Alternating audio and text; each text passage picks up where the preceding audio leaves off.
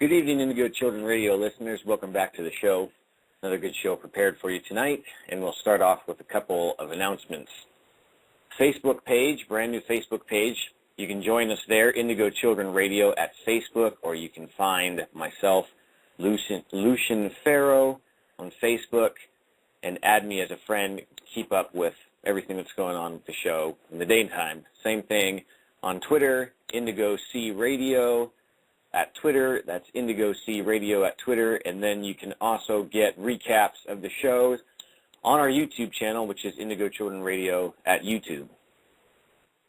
As some of you know already, and I'll reiterate this announcement now, on February 1st of 2011, here in a couple of weeks, they are going to cut some shows down to 30 minutes live every single day. So until that changes, then I will be doing fast 30-minute shows, packed full of information, and we'll get it out there as quick as possible when we go down to those 30-minute shows. That'll be here after February 1st, 2011, 30-minute shows for the time being, and we'll work on the length later on the day. So I'll be uploading longer versions of shows or topics, more so on the YouTube channel, which is Indigo Children Radio on YouTube. So you can subscribe, send me a private message there, and we'll be able to hopefully get around this little 30-minute deal here using YouTube. Tonight's show is What is Magic? A Study in the Occult. Where would you possibly start on a subject like this with all the information that you could possibly dig up, whether it's at the bookshelf, at any of the major bookstores, or on the internet? It seems like this particular subject is so, there's such a wide range of opinions out there, and a lot of it is really good, and a lot of it is mere bandwagon-y type of stuff. For instance, I don't know who put this product out here, and I'm not trying to badmouth this product in any way, but I did see a book at some point in time that said, it was entitled, How to Turn Your Ex-Boyfriend into a Toad. And I thought to myself, you know, they probably sell a lot of books. I have no idea what it was about. Just the very title of it didn't seem very serious to myself. So that's just a small example of the huge range of garbage out there. So the question is, what is magic, and how do people work it, and how does it seem that some people do it and do it well, and the rest of us want to do it, but it doesn't seem to work out? Why does that happen? Well, over the years as I've studied, I think that tonight I'll give you my opinion, and I'll try to consolidate as many different resources and books that I've read into an hour-long show and tell you why I believe there's definitely a certain foundation that we should all be starting on, but then the part about how to actually do it in terms of how your theater mind play goes, I think there's a million different ways to do that. But I do think that there are some basic foundations that we can stand on in regards to magic. And first of all, let me start off by saying I think magic is such a pathetic word. I think it's ridiculous.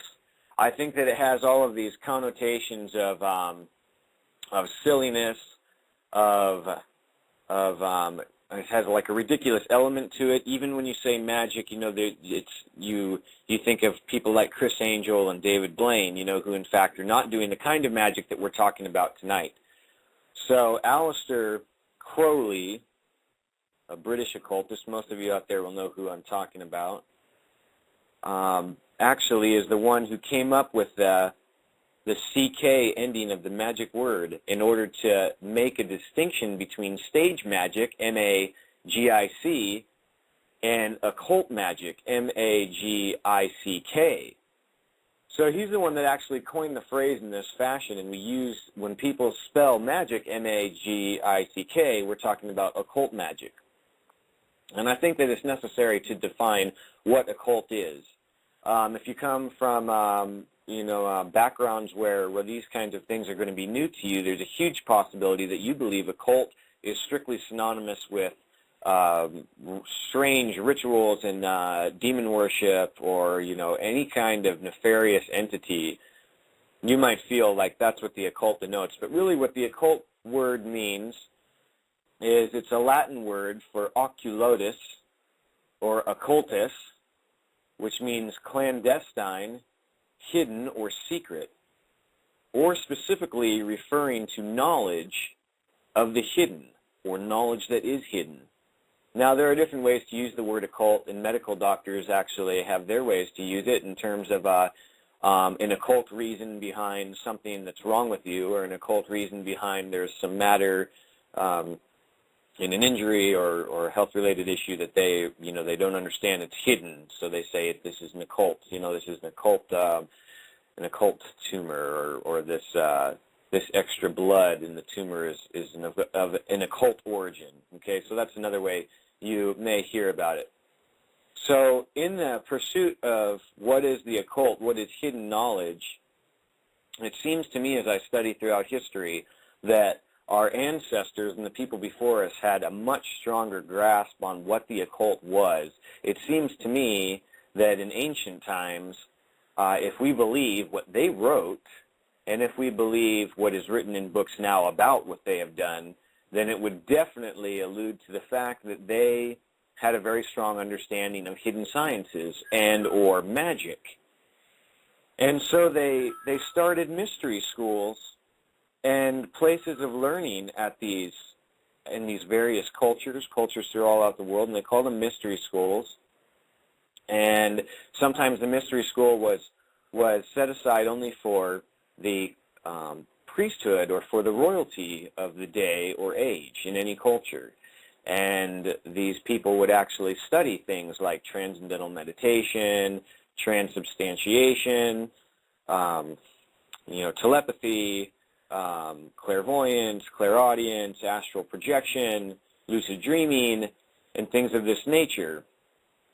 And so it generally seemed to be reserved for the elite of society in ancient times. And then there was also, as mystery schools came along, it seemed like we have developed many men and women of an exceptional nature who were then granted access to mystery schools as they evolved through time. Yet still the mystery schools attempted to keep the secrets throughout time. So when one seeks out a mystery school, what one is often going to find is a long history of that mystery school that says we practice the ancient mystery traditions of ancient Egypt, or Cthulhu, or Isis, or Dionysus, or the Eleusinians, all of which were mystery schools in ancient times.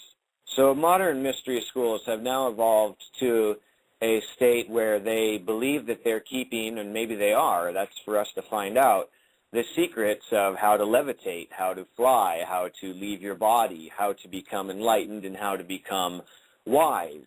These things we trust have been kept as secrets by these occult mystery schools. Now I'm going to do a whole other show on the mystery schools themselves in the future, because it's definitely got enough content about a whole other show. But suffice it to say, it is from these mystery schools that we can try to extract a lot of data of what it is to do something that would not be what we consider ordinary. So with that being said, tonight, in this show, we're going to discuss magic and what it is and how we can all use it in our lives. Now, when we think of the word magic, we think of all kinds of stereotypes, modern, ancient, pop culture, mythical, when we think of men and women that do magic here in this three-dimensional world that we all share. And the question is how do we know which of that is true and which of that is not true? Which of it is just somebody selling a book? Which of it is somebody that is just wrote something and basically is cranking more literature into the New Age movement? So I think where we start is, once again, we go back to psychology and we go back to neuroscience. and we find out what it is about some people, like monks, Buddhist monks, Shaolin monks, Hindu yogis, that are either bulletproof, fireproof, can do demonstrations day in and day out. They do not get hurt. They're getting bricks smashed on their faces. Guys in the United States military under Guy Savelli are getting metal poles smashed on their necks, no problem. Why are these guys not playing the same game in this holographic universe that we live in, more than likely? Why aren't they following the same set of rules? Well, we would say, well, it's magic. It's the occult. They obviously know some sort of secret or something hidden. They have knowledge of something hidden that the rest of us, are really not privy to at this time. So where do we get these people from? Why are they different? Are they superhuman? No, they can't be superhuman because they are indeed human beings. They're men like you and me. They're women like yourselves and other women. I can't say women like you and me, but you get the idea. They're men and women that do these extraordinary things, and they're not superhuman. They are human. So if they're human, then we can logically assume that if they can do it, then we can do it too. So what I believe is going on here is when we study how to take magic and make it something real in our life, the first thing that I'm not talking about is I'm not talking about go shopping on eBay for fancy new robes and wands and staves and things like that, though they do have their place, and we'll get to that later on tonight. I'm talking about understanding what it is to assume the mantle of someone who says they're going to practice magic. How do we go about doing that? Well, we go about doing that the same way we do everything else in our life. We make new habits. We break old habits. And when an old habit is broken, we think back so long and we say, man, it seems so long ago I can't even remember the guy who used to do that. Yeah, that used to be a bad habit of mine. It seems like it was such a long time ago. And there it is. We have successfully, at that moment in time, altered our behavior and recognized a change in our behavior. I used to be this way, and now I am this way. Well, how does that relate to magic? Assuming that the ability to do magic in your life is something that should be taken very, very seriously, and I mean it should be taken as seriously as the average person decides to change their career and learn something new, or go to college, a place of higher learning, and pursue a degree in some sort of field. All of these things are going to take some time to accomplish. Now, to accomplish certain things, we do it in a year, we do it in 6 months, we do it in 2 years, we do it in 4 years, we do it in 8 years. But it does all take some time. So I think the people who balk at magic and the idea of the occult are the people that became interested in it on one day, went to the store, didn't really know exactly what they were looking for, tried something that possibly could have worked. Maybe it was a great book, all right? Let's not suggest all the books out there are bad. Maybe it was a great book. He goes home, he tries it, and it simply doesn't work.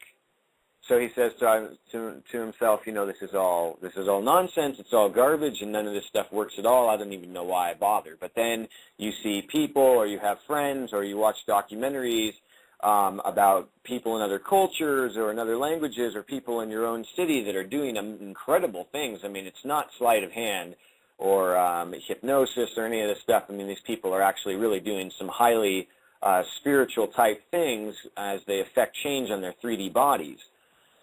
So what I've come to understand is that we need to start accepting that we can change the way we think. And changing the way we think is as simple as breaking and making those new habits. And when we do that, we look at ourselves in the mirror or whatever is going to suit you best, and you say very emphatically, or you decide, I will be a carpenter.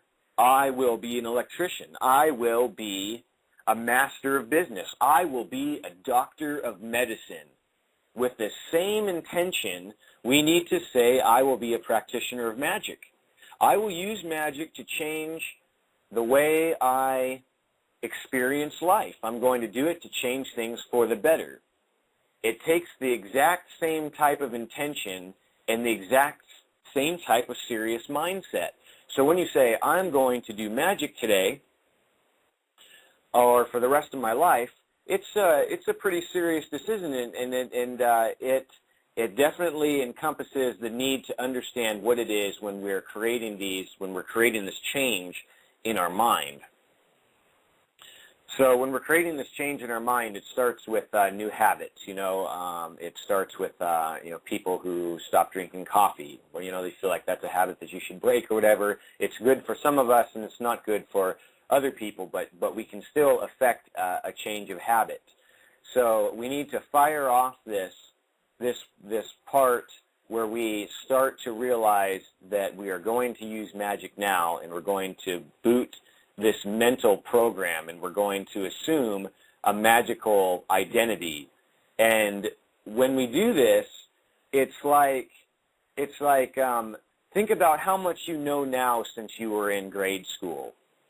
How much have you learned since you were a child, 14, 15 years old, high school age, and now you're whatever age you are? Think about how much different a person you are. How much more do you know now? How much more do things make more sense or less sense, or whatever the case may be? The change, once someone actually starts to experience magic, is going to be the same. You're going to say, I remember that person, he didn't know, and now he knows. And we need to do this by assuming this and doing it as seriously as we decide to become a carpenter, a painter, a doctor, or a lawyer. And that's the same intention that we need to be taking into this with ourselves. Okay, so now getting down to it, understanding what I believe the basis of magic is. I believe the basis of magic actually truly lies in that Hermetic saying, as it is above, so it is below. What does that suggest? It suggests that we have a body, and it suggests that we also have some sort of higher consciousness.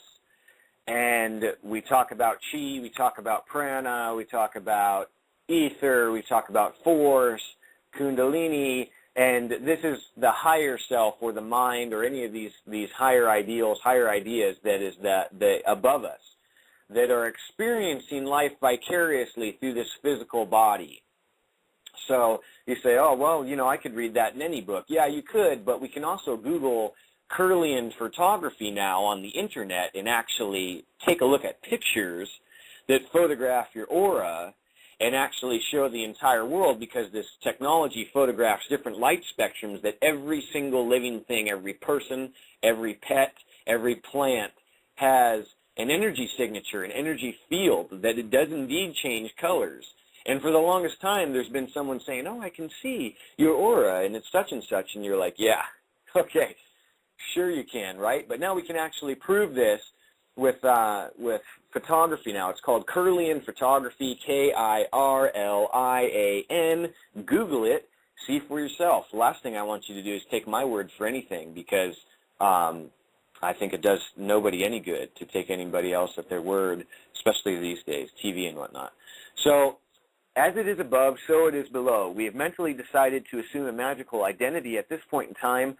We're endeavoring to take it seriously. We understand that we need to study and actually work on ourselves for a period of time before magic just starts naturally working. Now, some people are naturally good artists. They're naturally good musicians. They're naturally good carpenters, and they're naturally good doctors. Some other people are also doctors, artists, painters, and whatnot, and they're not as good, but they do the same thing, and it took them some time. They worked really, really hard. It didn't come as naturally for them. Okay, so not to suggest that some people are going to have an easier time putting magic to work in their life, because some of you are and some of you aren't, but all of us can accomplish it.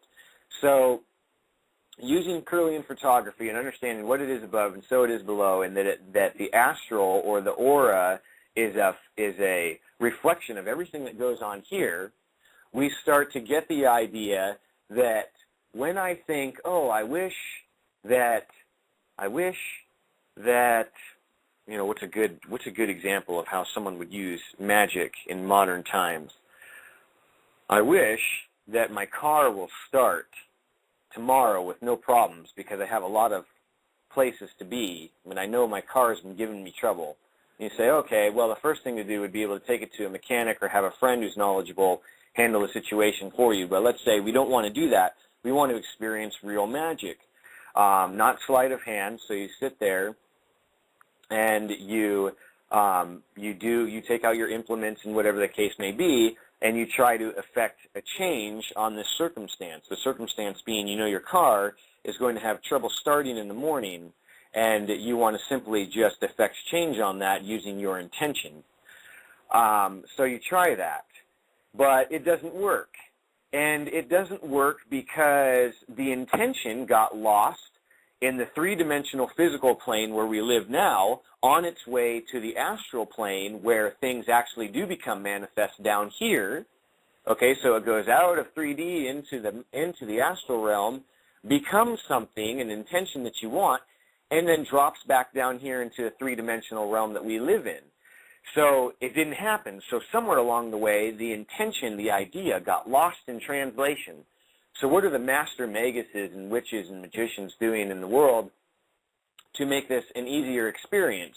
The ones that are really good at affecting change in their life are actually projecting their conscious bodies, as awake as you are right now, into the astral plane, where they then do their ritual magic or speak their intentions, which then does not get lost from 3D to astral back into 3D because you're there already, and it sends it right into being down here. And these are the people that seem to be affecting incredible amounts of change for all the world to see. Documented on camera, men that are, levitating, walking on coals of fire, bending swords with their stomachs and whatnot.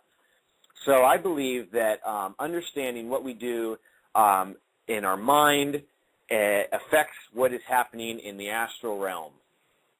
And when we intend to do something and we understand that the change is happening out there in the astral realm and then going to drop back down in here, the desired effect, then we can start to understand how we can make our astral cells or soul cells or aura cells, whatever you guys want to call it, stronger and better. But let's talk a little bit more about the three-dimensional experience in affecting magic.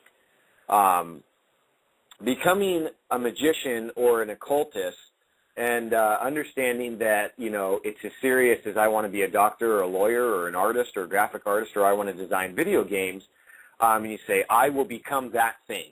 Okay, it's no different. A lot of books don't even tell you that. They say, do this spell and do this whatever, and something's going to happen, and nothing's ever going to happen, folks. I tell you, nothing's ever going to happen to you. You must become that thing that you want to become as assuredly as you become that thing that you desire to be when you grow up, or your favorite career. It must be just the same. I will now be a magical person. Boot this mental program. Now, the next question is, well, what about all of these people that wear fancy robes, and they have fancy implements, and they use stones, and they have wands, and they have aphames and things like that? What does this all mean? Well, I'll tell you, folks. I'll tell you what this means as far as I know, and tonight I'm giving you what I've learned. This is not necessarily fact, but what I've done is I've read all of this for quite some time, and I feel like sharing it with you because maybe this helps you a little bit. It seems to make sense to me. So why all the garb and the bunting and the pageantry and the group rituals and everything like that? Because we need to get the mind, the subconscious mind, to understand that what we are about to do, our mental program, is booting for real. This is really going to happen. It's called suspending your disbelief. We must enter a state of disbelief when we start to do our magical practices. And when we enter a state of disbelief, it is the very same thing as reading that awesome Star Wars novel. I read them all the time. I love them. Okay? I'm reading a story about such and such character at such and such place, and not for 1 second in the story do I think, this is fake. This is fake. Timothy Zahn wrote this. I know Timothy Zahn. He wrote it, and this is fake. This is just a story. No, I'm reading it, and this is real. I'm painting the picture. I'm feeling it. Oh, gosh, I hope he gets out of there, because everybody knows this bad guy is going to take him down. You're very, very involved. Same thing happens when you go to a theatrical play. You sit there, and if the acting is good, I'm going to go back to this. If the acting is good, then you enjoy yourself a wonderful play on a stage, not the movies, on a stage, and you really buy the story. It's really like, wow, what a great story. I felt this character inspired me or made me sad, or I was glad to be rid of him as well, or whatever the case may be. Okay, you have suspended your disbelief. You have entered what we call the realm of agreement. And in this realm, which we're all in right now, the realm of agreement says, you know, when I say things with my voice, you're going to hear it with your ears. When you drop your computer mouse on the ground right now, you're going to hear it with your ears.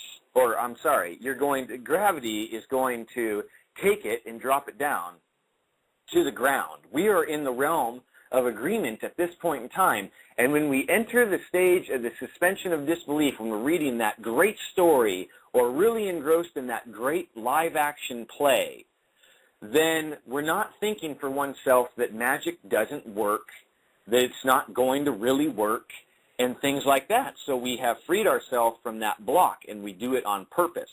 So once again, the point of this is why the robes, why the staves, why the wands, and all that stuff. Because these are implements to help us engage in the theater of the mind, to help aid the program. The software can't run without the hardware. The disk, the software on your CD has to be loaded into your computer, into the hardware, in order to run. The software is the mental program we're using to enter the stage of agreement, the dimension of agreement, and the hardware we're using are the tools, the pageantry, to get our subconscious mind to more readily accept that what is happening is real. And so that is why people wear robes. They have wands, and they have what else was I going to say, aphames and swords or anything else in all kinds of different traditions. I'm basically giving you a description of a Western magician, but not to suggest that there aren't all kinds of other implements. You know what I'm talking about in all the different cultures. I mean, it's incredible, folks, and it's wonderful. It's not the robes or the wand. They are mere toys in this game for the real magician, for the real person who's going to practice the occult. These are merely to help you get into that state of mind where it's real.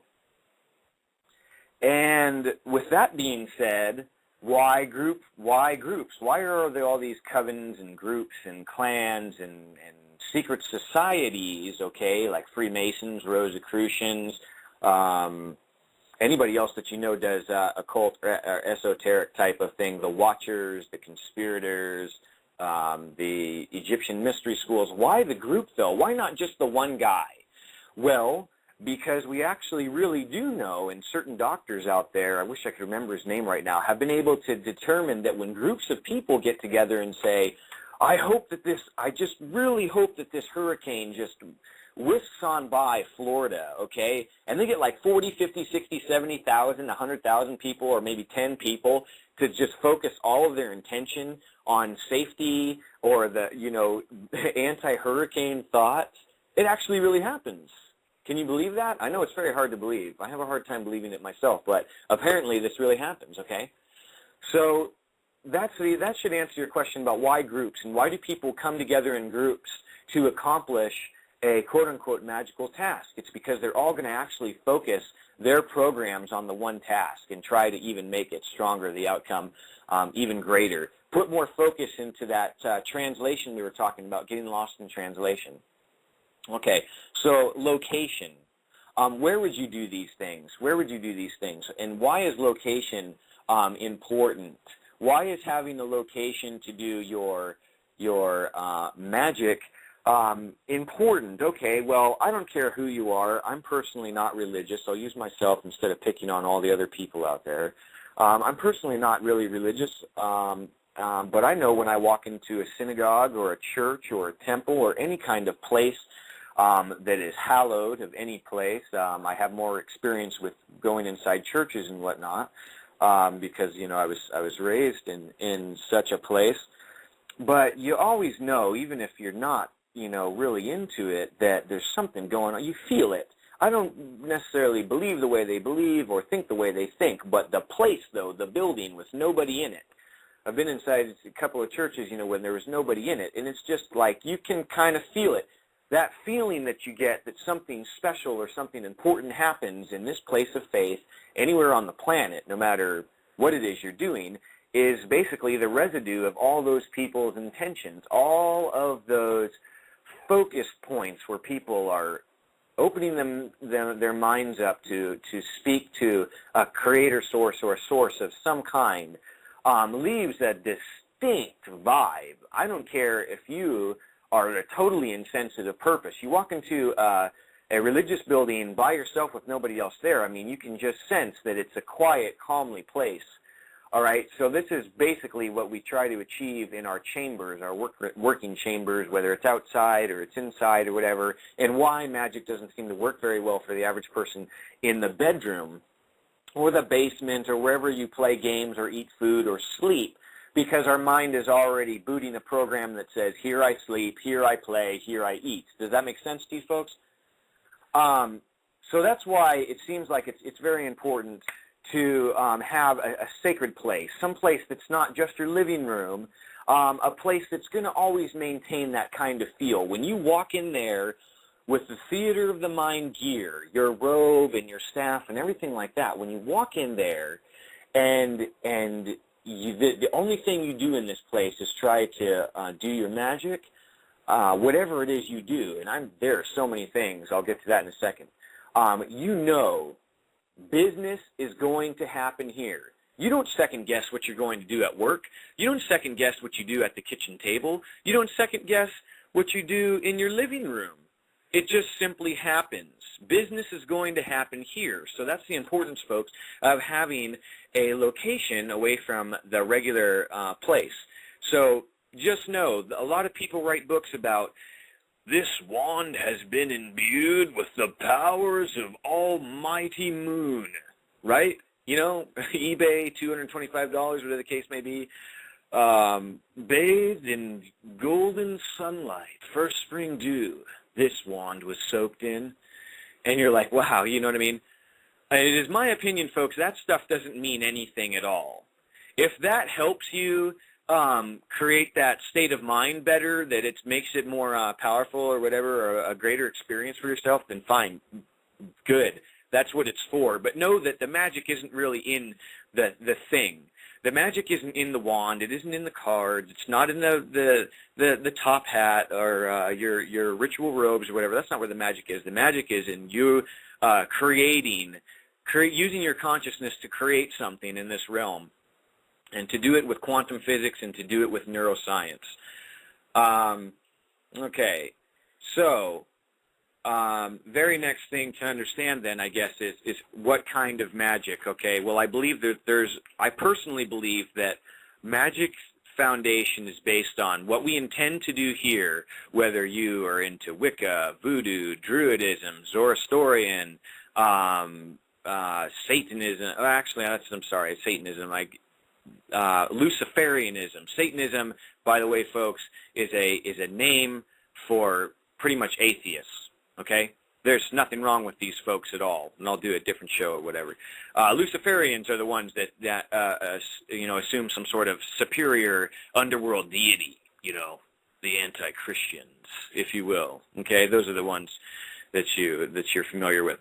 Okay, so it doesn't really matter what it is you're doing, or even if you create your own kind of magic. Let's say you use soaps and wooden toys, wooden bath toys or something like that. If that's what you want to do, but you know that the magic is actually really happening and change is really being affected, then that's fine. So just know, folks, it's not in the robes, it's not in the wands and things like that. Now, people would say, what? It's in the stones.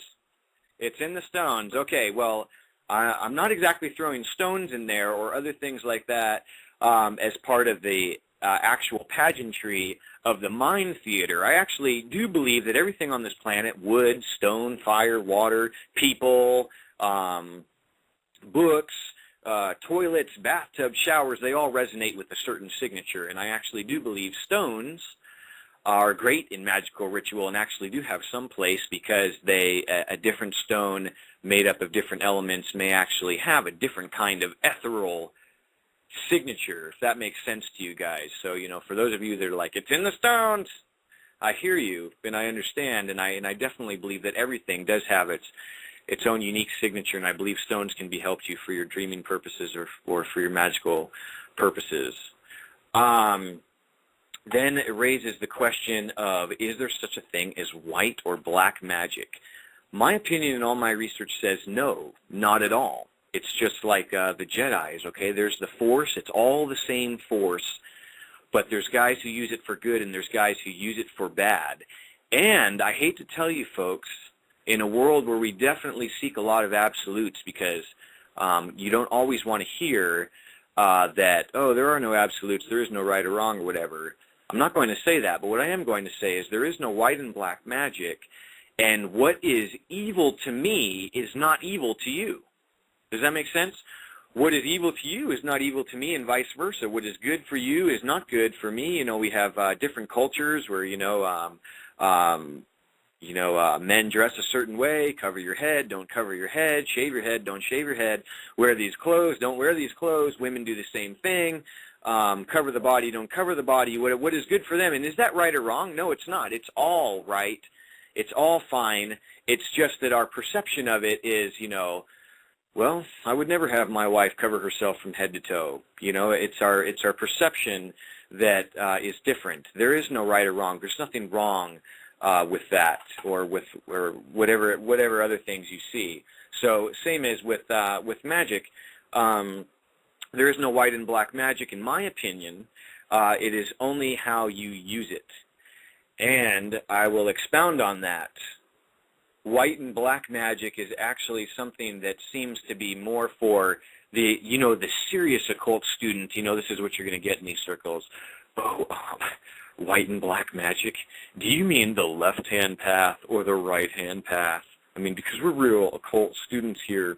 I left black magic and white magic back in junior high, okay? You may get with that because these secular humanists, very intelligent people that also study the occult or whatever, prefer the terms left-hand and right-hand path. What's the difference? Well, the left-hand path definitely has its place. I think that a great magical person will study all the things. You will go dark and you will come back to light, or you will start out light and you will come dark and then come back to the light, whatever the case may be. Otherwise, you may not be as well-rounded or as experienced as possible. I mean, how powerful could you possibly be? So the left-hand path is generally considered dark, evil. The ego, right, seems to dominate all the philosophy in the left-hand path. And the left-hand path seems to basically teach occult or magical workings that are centered around the ego, things that are good for you. You take for you. You do these spells for you. Your psychic assaults or whatever it is are for attacking people or for attacking other things or places or whatever. And it's all good and it's all fine because at the end of the day there is nothing but you and the ego. And then the right-hand path is things like, oh, your magic is used for good. You heal. You shield yourself from psychic attack. You bless people. You bless places. You would be considered generally less selfish, and we call these people light workers. We call them, I think light workers is generally the general acceptance thing. But I think to the real occult student, there is no, and I say that, okay, real, Lucian knows everything, right? No, I don't want you to take that the wrong way. My opinion is that when you're really studying the occult, black, white, left, right, it doesn't matter anymore. Learn it all and understand what it is, because without the ego, without everyone in this room tonight and everyone listening, without your ego, how would I find you all in this place? How could I separate you from someone else in this grand world that we live in without the ego? I mean, it's wonderful that we all have an ego, and so don't let the word ego denote anything bad. Here's a good example of a great left-hand path example, okay? Nothing exists. You are the ultimate experiencer, okay? You're listening to this show, but what did I say again? You are listening to this show. Not your friend, not your husband, not your wife, not your children, just you. You will go to bed tonight. Why did you marry her? Oh, because she makes me happy. Why did you marry him? Because he makes me happy. All selfish, all you. At the end of the day, it's you. So magic is fine if you use it for yourself, if you use it for your own purposes. And then you have the light workers that are like, always ask permission, give out a lot of healing energy, a lot of inward personal development. Light workers seem to be, in my experience so far, less inclined to form large groups. The left-hand path people actually form large groups all the time. They're very, very focused. They're very militant. That's another good way to explain left-hand versus right-hand. They're very militant. They're very rigid. Many left-hand path groups believe that their magic is the most powerful or the correct or the right way based on their various research or whatever. And many light workers are independents. You wake up and you meditate by yourself in the morning. You may have one or two other friends type of things, so it really depends. And then where these two mesh in a lot of places are the mystery schools, and the mystery schools like Rosicrucians and Freemasons and any other school that you can think of, Egyptian mystery schools and the Dionysic period of mystery schools, Babylonian and Sumerian mystery schools. They come together and they have basically meshed all of this stuff together. And they've reached an understanding that to harness the ultimate understanding of using magic in your life was to have a good understanding of both sides and not to call them either one, not to stop quantifying or to stop limiting yourself. Black magic or white magic or left hand or right half is simply a way to limit yourself and simply say like, oh, I will only do things of this nature. You may feel that what I'm saying is morally wrong, that, it would sound like Lucian is saying, do what thou wilt shall be the whole of the law. Kind of, but not really, because I don't believe you should do whatever you will. I have my own moral compass, but in the grand scheme of things, for the sake of argument, really this world is about you. Tonight you lay your head down on the pillow, and what you do with that helps the rest of us define and identify with you. If you bless me, then I say you're a good guy or a good lady. If you curse me or you're just generally a jerk or whatever, then I identify with your ego personality as someone that I don't necessarily like. Does that make sense? Not to advocate either side, right or wrong, yes or no type of thing. I just want you guys to think clearly and understand that there is a distinction, so or not. Well, there is a distinction. Like you should do things morally, and you shouldn't run around, I guess cursing or asking for all of these things. Like if you're asking for $10 billion, I don't want to say that it's not likely to happen, but it's not likely to happen because you don't have a deep understanding of magic yet and how you can actually grab these veins of opportunity magic-wise and pull them towards yourself. So anyway. Let's go back to the very beginning when I said that I believe the foundation of magic is understanding that there is an astral dimension and a physical dimension, and we are astral beings or soul or auric or ethereal beings or seeds of consciousness or sparks from the divine or whatever your tradition says, because I believe they're all very good ways to say it, actually seated inside of this physical body, biomechanical suit. It's a biomechanical suit like a mech, like that game Mech Warrior, if any of you remember it. We get inside this suit. We do this so that we can experience the world's wonderful things. We can touch them, we can taste them, we can feel them, and we forget how to do magic, because when's the last time you were ever taught about magic? Did your parents teach you about magic? Did your teachers teach you about magic? Did your friends? No, no, no, no, no. This is completely lost. It's unacceptable these days to boot a new mental program where the ideas that are being conceived of your mind know no limits. You are the guy bending the sword on your stomach. You are the guy getting smashed in the face with a metal pipe or a baseball bat, and you're fine. You're fine. Can we all do that immediately tonight? No, no, of course not. But I just mean we know that it's out there, and we know that these people are not superhumans. So when we try to understand that our intention, when you're laying out your magical implements, you're thinking your thoughts about something that you want to have happen, is going out there into the etheric realm of thought and going to drop back down in here in this three-dimensional world as hopefully a desired outcome. Now, like I said in the beginning, why does this get botched up all the time? Well, one, because you're not booting the full mental program, which means part of you doesn't believe it.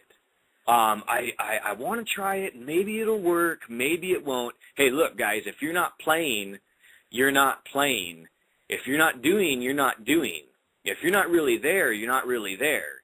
The guy who's getting the sword pressed up to his stomach and bending it and it's razor sharp is not thinking to himself, I wonder if this is going to go all the way through today.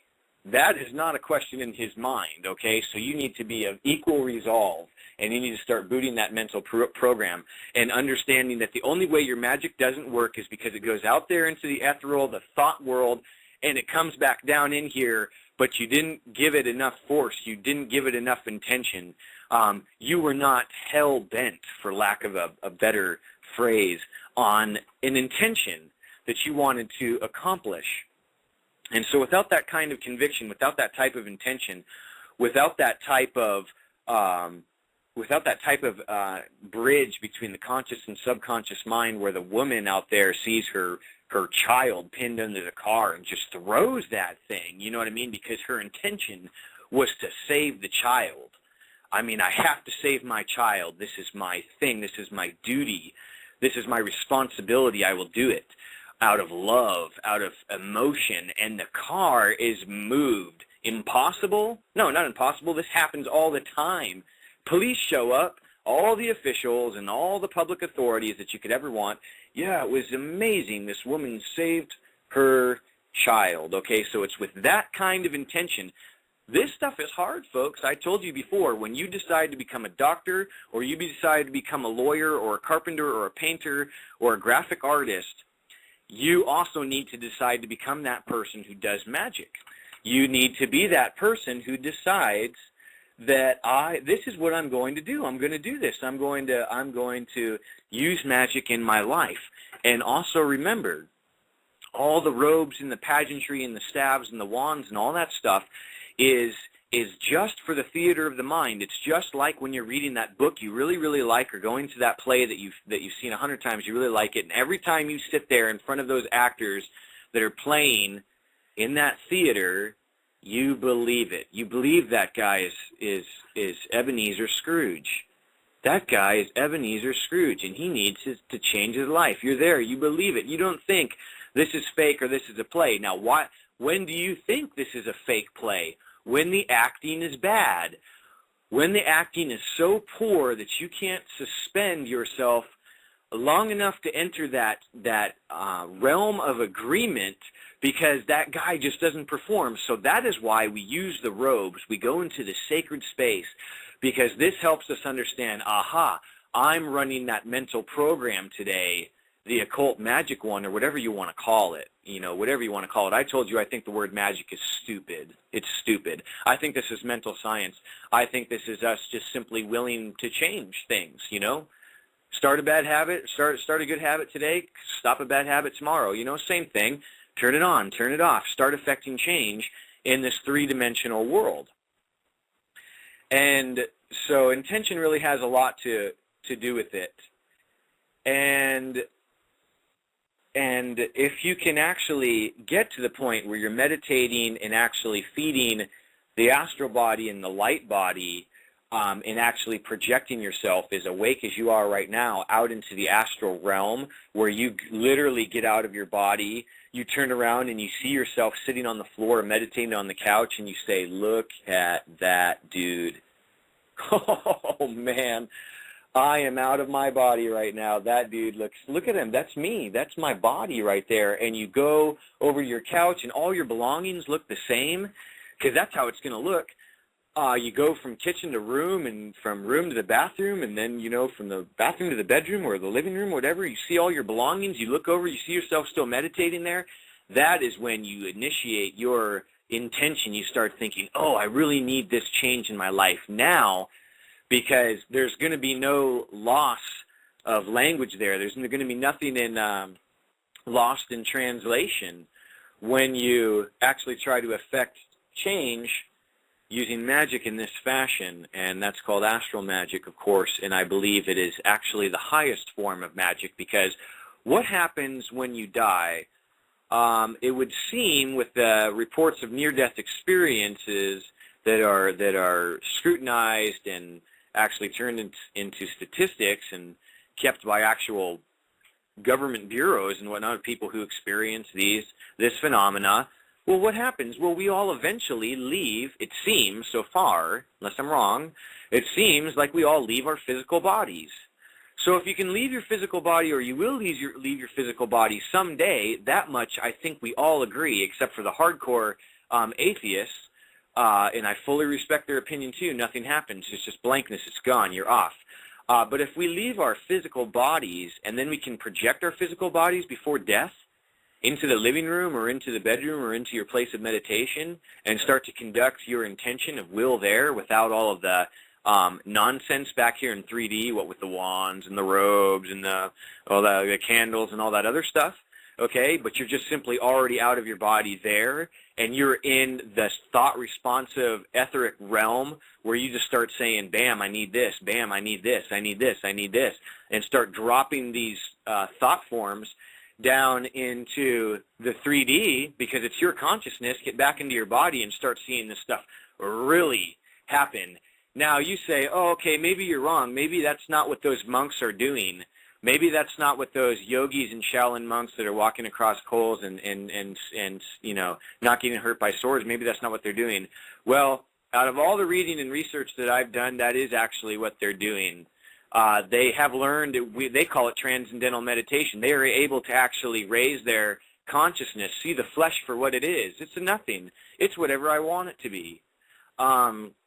And so, you know, for those of you who would think, you know, maybe that all of this is my opinion or whatever, I'm just telling you what I've studied and what I've read, and these guys really are focusing a lot of their attention on the ego mind of themselves is leaving the body, and understanding that this is truly just a shell that all of us feel so tightly connected to and so tightly woven into. And we feel like we're so stuck here, and that things are so tight, you know, that I am the body, and that's where we start to falter in the large scheme of things, is when we think I am the body and this home is me. I would be devastated if my home burned to the ground. I just couldn't take it. I'm so upset with myself. When we say strange things like that, I am so upset with myself, doesn't it seem logical that there's two of us? How could you be upset with yourself? You know, that you have to be a mind, a higher mind, and a lower mind, a higher consciousness and a lower consciousness. So when we understand this and we want to apply this to magic as it pertains to our everyday life, we understand that our thoughts are going out into the world in the fourth dimension, the etheric, and dropping back down in here, hopefully, as what we wanted them to be. And it's all about intention, folks. And if you saw me, I'm white collar, corporate fade, you know, 28-year-old guy. I dress like, I mean, just like a normal guy, I guess. You know, what I'm saying is I'm not extreme, or you know, you couldn't say, looks like that guy practices magic.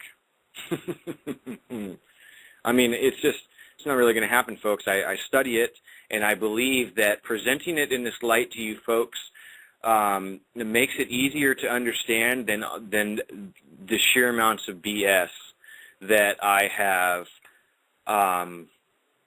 read. You know, I mean, sheer amounts of BS. And what I really think it comes down to is understanding what consciousness is, and understanding that magic is a really stupid word, and that harnessing control of your consciousness and learning how to boot, I always say that because it's, you know, it's an IT term, okay?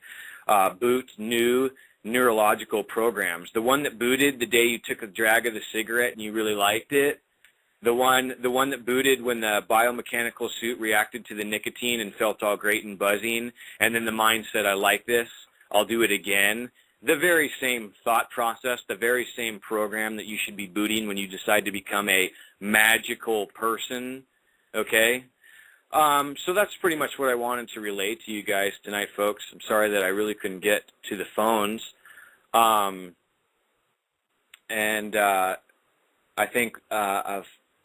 think in closing, for anyone who didn't hear the beginning of the show, fundamentals of magic, I believe as it is above, so it is below. It's about Kirlian photography. For those of you who weren't here, Kirlian photography is technology that has been able to actually photograph every living thing's aura.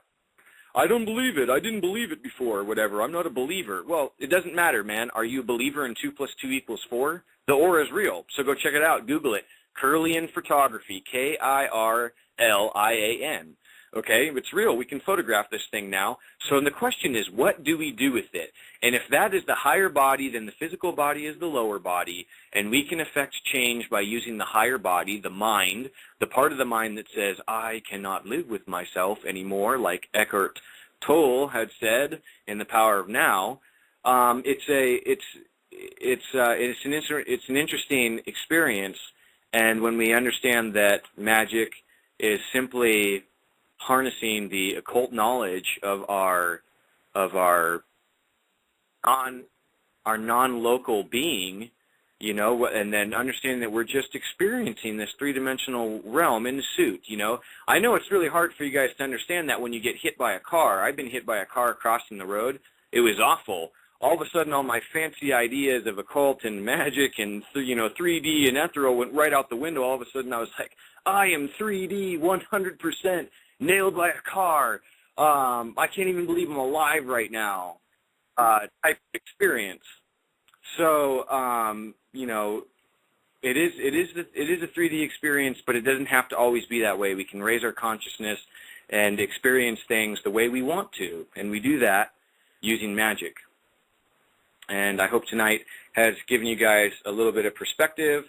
You can email the show at indigochildrenradio@live.com. That's indigochildrenradio@live.com.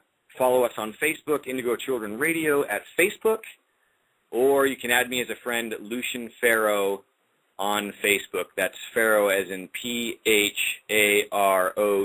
not the Egyptian Pharaoh. Lucian Pharaoh on Facebook. Until next time, thanks everybody for coming and sticking around. Follow us on Twitter, Indigo C Radio, or connect with us on Facebook. Give me an email. I'll be in the chat room. Good night, folks. Thanks for coming.